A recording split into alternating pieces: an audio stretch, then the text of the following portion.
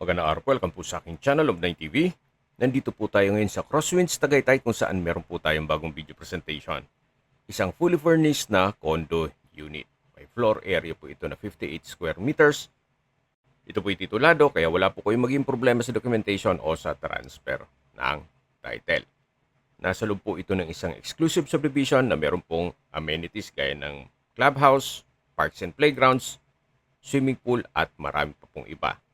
Meron din pong mga hotels, restaurants at coffee shop dito sa loob. Napakatahimik po ng lugar, sariwang hangin at malamig po ang klima. Halos hindi po ito natirhan gawa ng madalas nasa Amerika po si owner. Ang full video po ay mapapanood nyo sa aking YouTube channel na Love9 TV Official. Binebenta po ito sa halagang 10 million pesos. Kung may mga katanungan po kayo, tawag lang po kayo sa